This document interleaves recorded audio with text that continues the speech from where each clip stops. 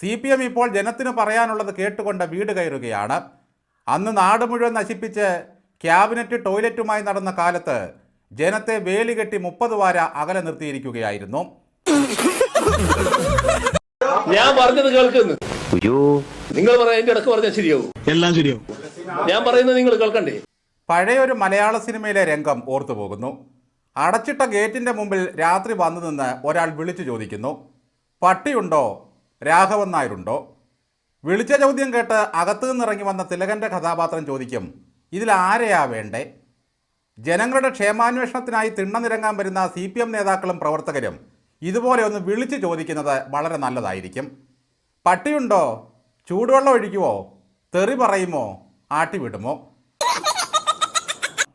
തേൻ പുരട്ടിയ വാക്കും കോളിനോസ് പുഞ്ചിരിയും തുടുത്ത കവിളും കൊല്ലുന്ന സ്നേഹവുമായി ഇതാ നേതാക്കളും അടിമകളും അതിനുള്ള പോംവഴിയുമായി ഇറങ്ങിയിരിക്കുന്നു.